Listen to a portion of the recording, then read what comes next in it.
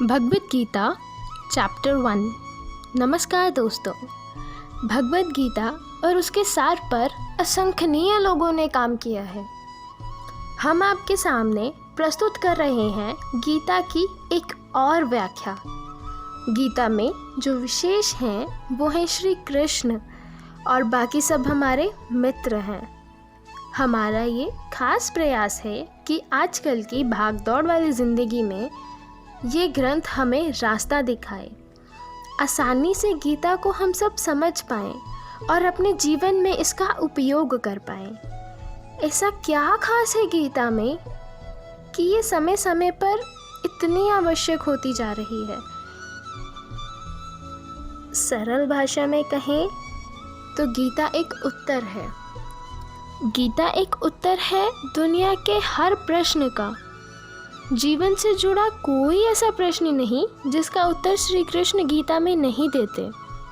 हमारे मन मस्तिष्क में किसी तरह की चिंता, परेशानी, किसी भी तरह का आवेश, किसी भी तरह की दुविधा हो, दुनिया के हर धर्म संकट का उत्तर है गीता। भगवद गीता में 18 अध्याय हैं और हर अध्याय में वेदों और उपनिषदों का सार है। गीता के हर अध्याय, हर श्लोक में आप अपने आप को अर्जुन समझिए, क्योंकि अर्जुन की हर शंका, उसका हर डर, हर समस्या वैसे देखा जाए तो हमारी ही परेशानी है और हर परेशानी का हल बता रहे हैं श्री कृष्ण। कृष्ण को अर्जुन का सारथी मत समझिएगा, उन्हें अपने जीवन का सारथी भी मानिएगा। उनके कहे अनुसार अगर हम अपने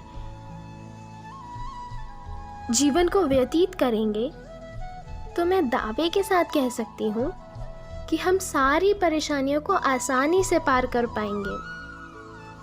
मैं बड़ी बड़ी बातें नहीं करूँगी, मैं जीवन की प्रैक्टिकल प्रॉब्लम्स के बारे में बात करूँगी। तो आइए हम आपको ले चलते हैं भगवद गीता के 18 अध्यायों के सफर पर।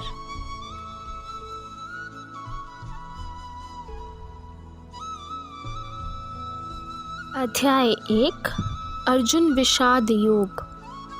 इस अध्याय की शुरुआत होते हैं धृतराष्ट्र के सवालों से। वो जानना चाहते हैं कि युद्ध में क्या हो रहा है, उनका पुत्र दुर्योधन और उसकी सेना क्या कर रही है और साथ ही में पांडु पुत्र की सेना क्या कर रही है। उसके बाद दोनों सेनाओं के शूरवीरों का वर्णन और उसके बाद आता है अर्जुन का विषाद, मतलब उनका दुख, उनकी समस्या, उनका धर्म संकट।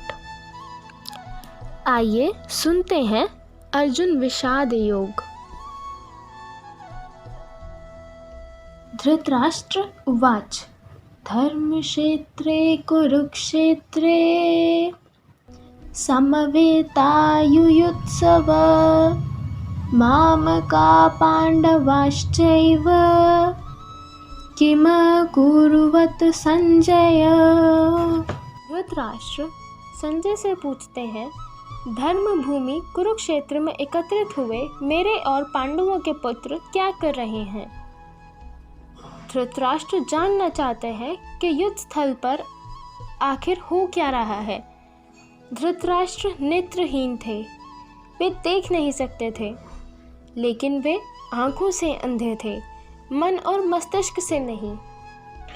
उन्हें पता था कि वे धर्म के साथ नहीं हैं, क्योंकि धर्म तो वहाँ होता है जहाँ श्री कृष्ण होते हैं। अपने पुत्र मोह में उन्होंने शांति की जगह युद्ध को चुना था, लेकिन वो जानते थे कि इस युद्ध को जीतना आसान नहीं होगा।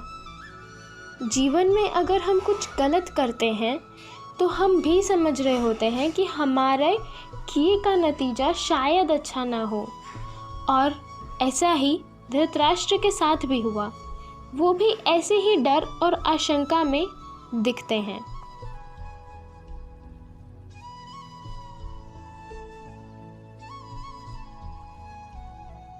संजय उवाच दृष्ट्वा तु पाण्डवानीकम् व्यूढं दुर्योधनस्तदा आचार्यमुपसंगम्य राजा वचनं ब्रवीत्। संजय आंखों देखा हाल बताते हुए उत्तर देते हैं, हे राजन दुर्योधन, पांडवों की सेना के व्यूढ़ को देख रहे हैं और ये बात गुरु द्रोणाचार्य को जाकर कहते हैं। संजय को दिव्य दृष्टि प्राप्त हुई थी। वो युद्ध से दूर होते हुए भी युद्ध को देख सकते थे।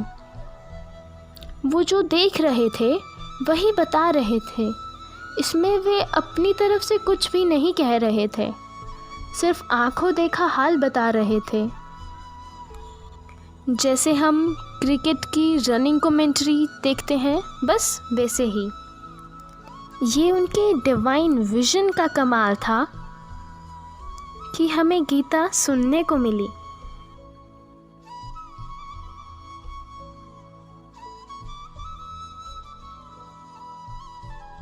पश्येतां पाण्डुपुत्राणाम् आचार्यमहतिं च मुं व्यूढां द्रुपदपुत्रेण तव शिष्येन धिन्ता। हे आचार्य द्रुपद पुत्र धृष्टद्युम्न आपका ही बुद्धिमान शिष्य है। पांडुपुत्रों की बड़ी भारी सेना की व्यूहाकार रचना धृष्टद्युम्न ने ही की है। व्यूहाकार रचना का मतलब होता है किस विशेष तरीके से सेना के योद्धा खड़े हैं। एक ऐसा व्यू जिससे सेना के बीच घुसना असंभव हो, और अगर कोई उसमें घुसने में सफल भी हो जाता है तो कभी बाहर ना आ सके। दोस्तों, जब शत्रु या समस्या को हम देखते हैं तो वो हमें बहुत बड़ी और विकराल दिखाई देती है, और मन में ये डर भी रहता है कि कुछ कर गुजर कर हम उसमें घुस भी गए तो क्या होगा। क्या हम बाहर आ पाएंगे? क्या हम जीत पाएंगे? ऐसी ही सोच से दुर्योधन भी गुजर रहा है।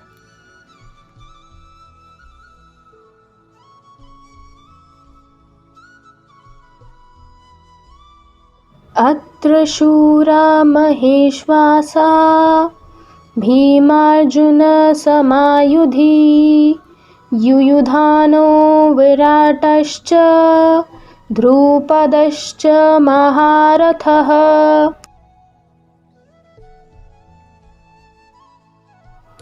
धृष्टकेतुश्च किताना काशीराजश्च वीरवान् पुरुजित् कुन्तिभोजश्च शैभयश्च नरपुङ्गवः।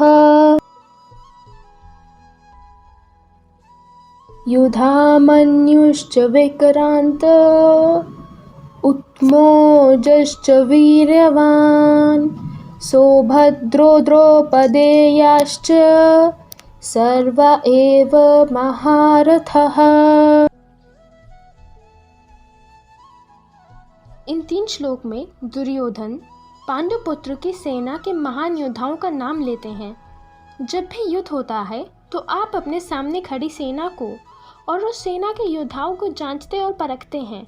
वैसे ही दुर्योधन भी कर रहे हैं।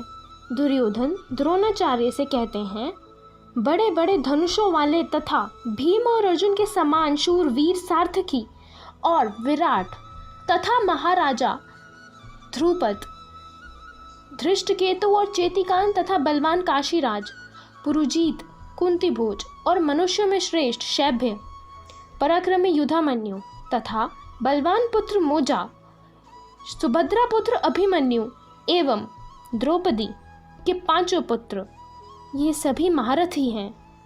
इससे हमें ये पता चलता है कि चाहे शत्रु हो या शत्रु के जैसी समस्या, उसके बारे में सब कुछ जानना चाहिए। समस्या कि हर पहलू को हमें समझना चाहिए, उससे वाकिफ़ होना चाहिए, जैसा कि दुर्योधन भी कर रहे हैं।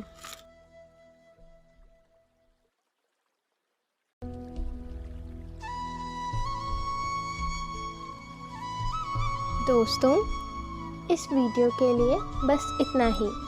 अगली वीडियो में हम प्रथमा अध्याय को पुनः कंटिन्यू करेंगे।